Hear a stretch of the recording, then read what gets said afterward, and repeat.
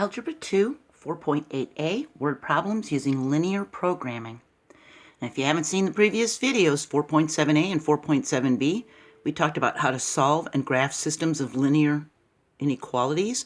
And also you can watch from Algebra 1, 9.5 and 9.6. Those links are in this description, okay? So you don't get confused.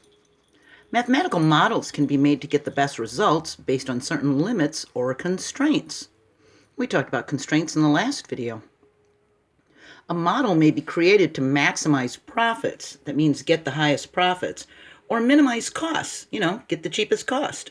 With given production limits, the things that keep them from making many items or as many as they want. There could be time constraints where they don't have a lot of time.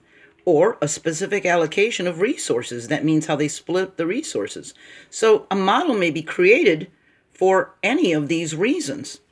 In the field of mathematics that uses systems of linear inequalities as the basis of the model is called linear programming. And the solutions are the vertices when you graph it.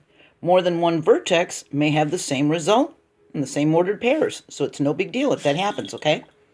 So we can use a linear programming model to find the answer for Emma taking this math test. So Emma's taking a math test, and equations are each worth 10 points and take 3 minutes to answer. Word problems are each worth 15 points and take 6 minutes to answer. She's only allowed 60 minutes for the test and cannot answer more than 16 problems. Those are her constraints, aren't they? Now, assuming she gets them all correct, how many of each type of problem should she answer to get the highest score? How many equations should she do and how many word problems should she do to get the highest score? So we're going to let x equal the number of equations.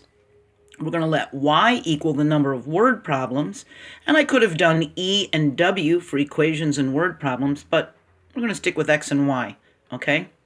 Her total score, T, is going to equal 10 points times however many x she gets, and 15 points times however many y she gets, because she gets 15 points for the word problems and 10 points for the equation. So that's where that came from, okay? And the set of ordered pairs for this equation has the constraints.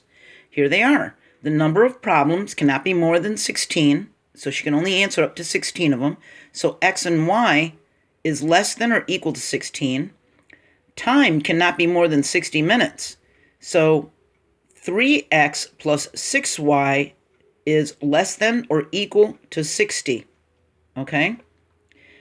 And the number of equations, they have to be non-negative because she can't get negative equations correct, would be x is greater than or equal to 0, and the word problems would be y are greater than or equal to 0.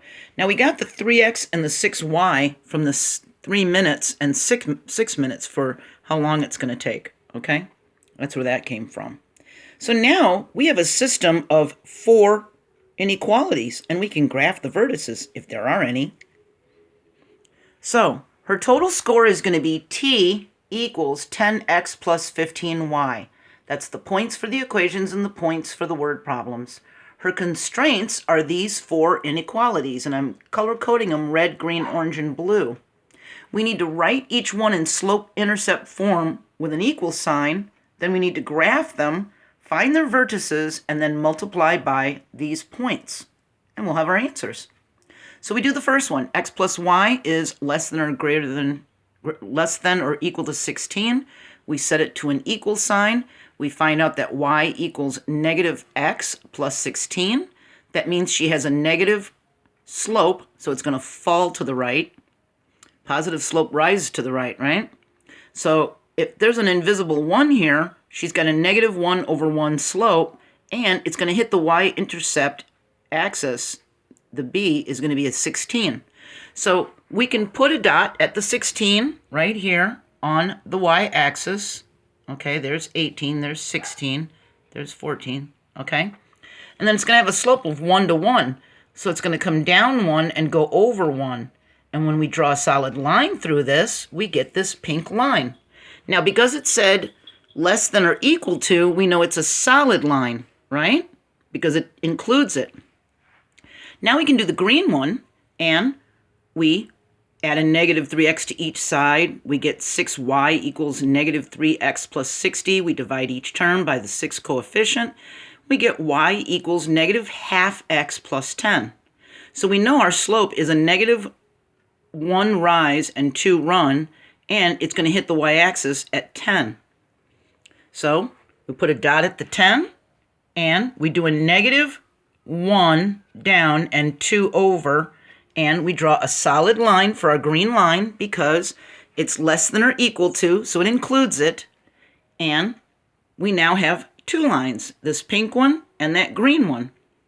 Well, we set these to equal, so x equals 0, y equals 0. So if x equals 0, it's going to be here. And if y equals 0, it's going to be here, right on the axis. See? So now we've got our vertices.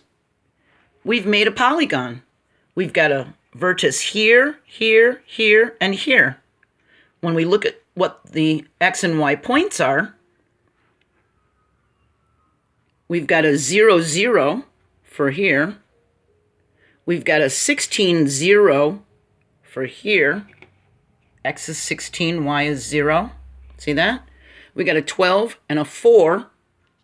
X is 12 and y is 4, so that's that vertex. And then we've got 0, 10.